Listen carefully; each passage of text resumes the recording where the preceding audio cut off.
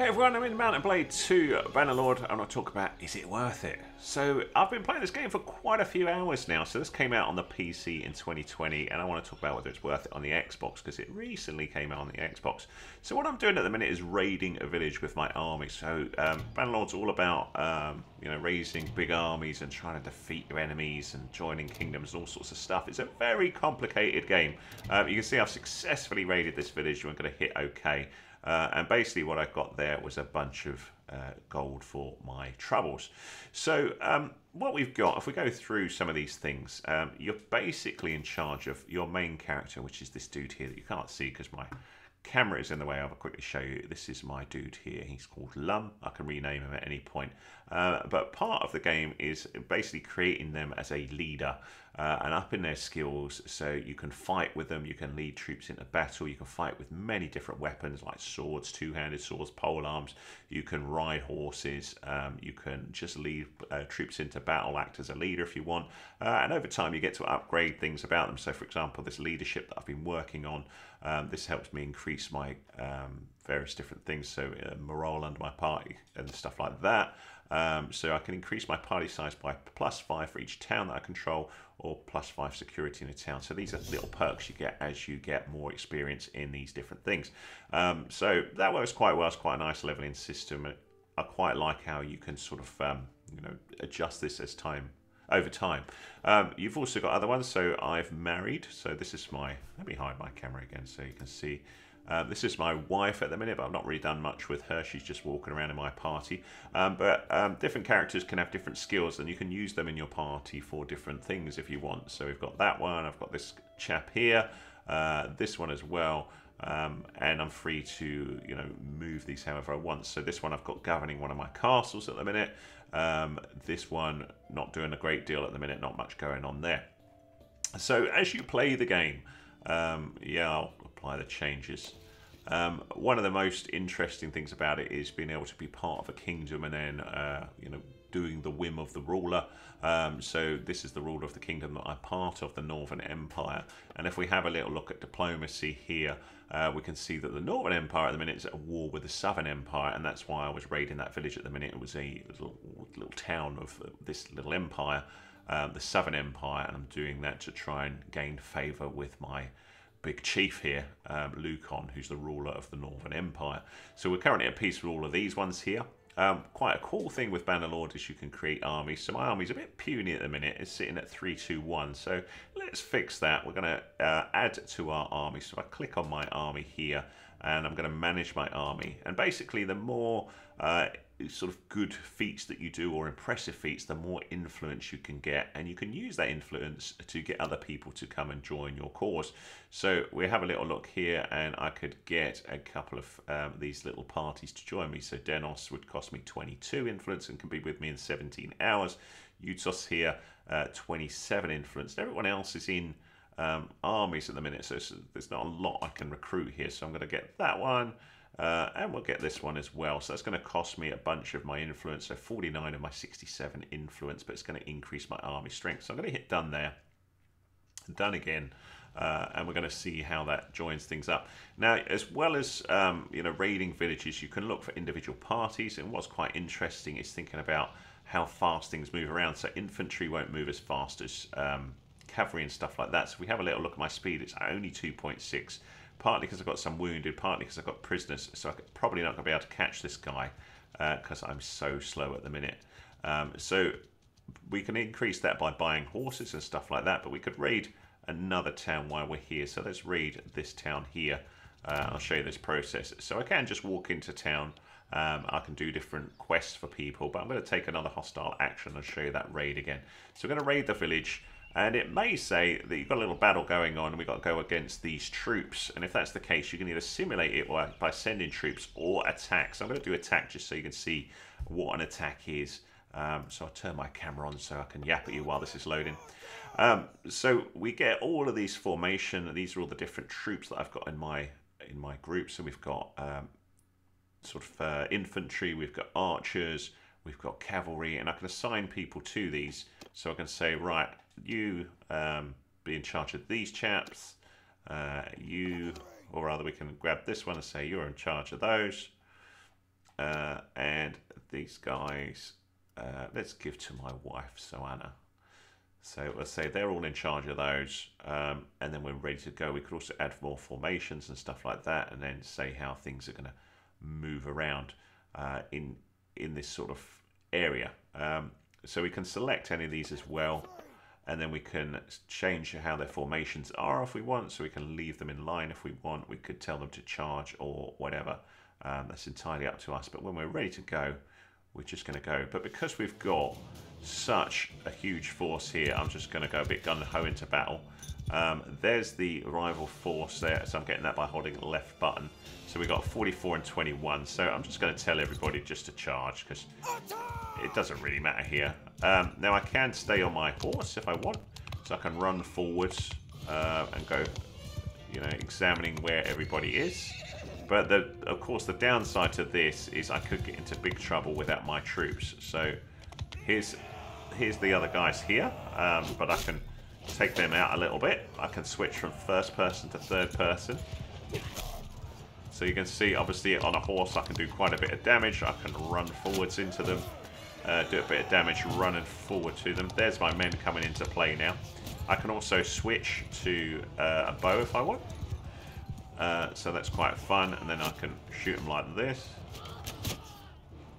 So take them out from distance. I can even dismount my mount. I don't have to be on a mount. That was the worst aiming ever. So you can see I'm getting hit here, so I'll switch to my sword.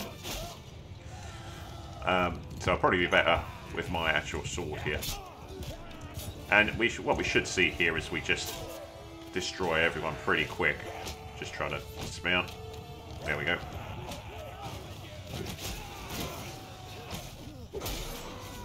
And you can see battles can be quite fun. Obviously this is a bit of a whitewash because, you know, I've got so many troops. My bar is at the top, how many troops are mine.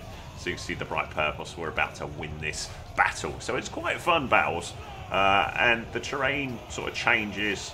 You know, your tactics will change as you do stuff, but this was obviously a very easy battle. Of course, you can set a difficulty, make this more challenging if you want. When you finish the battle like here, you get some prisoners that you can take. I can't take loads because I've already got 64 prisoners, but we'll go with those, so I'll say done on that. You'll also get loads of equipment, often when you defeat armies and stuff, so we'll get that there.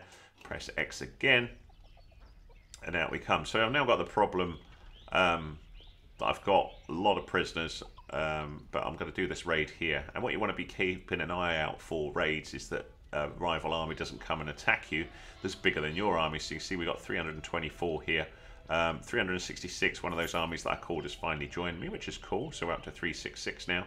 And as we raid, we're getting more gold. And the idea with this is as we defeat like villages and stuff, this influence will continue to go up as we go.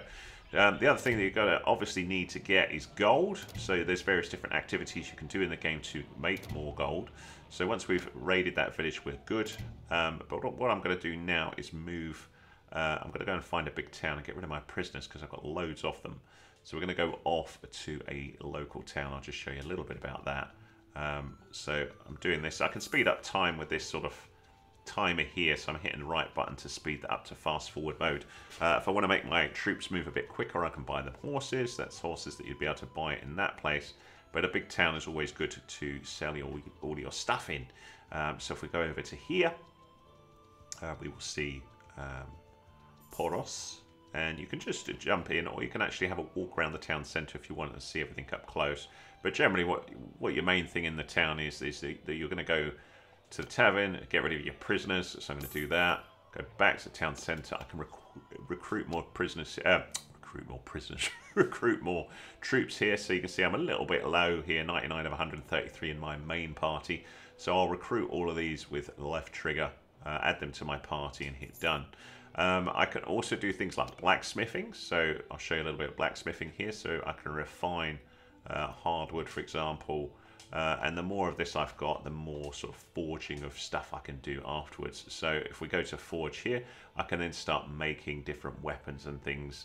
So I can have a little look at orders. So this guy wants a throwing knife, should be within my capabilities. So I will forge it. So we'll just check whether we're good here. But it looks like I haven't got the Have I not got the abilities? I don't know. Looks like I'm missing something here to be able to do it. Well, maybe I'm not. No, I think I am missing it. So I can't do that order at the minute because I've not got the components required. So we can have a little look on smelt. I think I'd need some hardwood, which I haven't got. But I can also smelt down some of these to get some more equipment. So we'll just select this and smelt it. And as I do this, basically anything that I want to level up, if I do some of what's required to make that level up. So obviously with blacksmithing, if you want to get better at blacksmithing, you just blacksmith. But you can't do it infinitely, so you get tired. I can then switch to another character who I'm also leveling up and say, right, your turn to do some of this. So we just smith this away. And basically the idea with this is there's loads of different ways to make money. So if you get really good at blacksmithing, you're going to be able to make really cool weapons for your troops, and that's going to help earn you some more money. So that's a bit of blacksmithing. You can also recruit companions or specialists to help you do different things. You can do different quests, so we can go and talk to people. Let's just hide this and see if we've got any quests anywhere. Yeah, so these two chaps have got a quest. Gang leader needs weapons. This one is saying gang needs recruits. So you can do these little quests to earn sort of favour with these people, I suppose, is the big thing there. But there's a heck of a lot of stuff to do. Also, when you defeat castles and things like that, you may be given castles. You can marry. You can do so much stuff in this game. You can do a bit of trade. That was something I was going to do. I was just going to show you how we sell stuff. So we can go to trade. And then this is all of the stuff that I've been getting off of people. And I can just sell it here. If I just get rid of my camera again. So you can see up the top right. As my gold is going up as I get rid of these. Some of this stuff you may want to equip to your main characters, but your main troops don't need this. This is just kind of fodder that you can flog off. And sometimes you'll get some really nice gear that you may want to pop on one of your main characters, but most of this is not very interesting, so I'm just going to get rid of it. So that's that. We've also got loads of shields and things like that. So I think it's a very interesting game, one for just whiling away hours, and two to get your head thinking about a game. I also think it's quite fun as well, planning things like castle sieges and stuff like that. So you can see this is my character and what they're made up of. So I can equip all different things here. I can remove the horse if I don't want to be on horseback anymore, and up the level of arrows that we've got and all sorts of wonderful stuff here. So once I've got rid of all my sales stuff, I just hit done here and it'll say what I'm going to sell, and we've got a bit more money here. So earning money is very important, as is keeping food good for your party, so you can buy food in different places and all that sort of stuff. That's about it, really. I think that's a fairly reasonable overview of how Bannerlord works and what you do in it and whether it's a game for you. I'd love to know whether you think it's worth it or not. It came out, like I say, reasonably recently on the Xbox. It's about £40, I think, on the Xbox, about £20 on the PC. Well, let me know your thoughts on it. Do you like the look of Bannerlord? Do you not? Love to know your thoughts. Cheers for watching.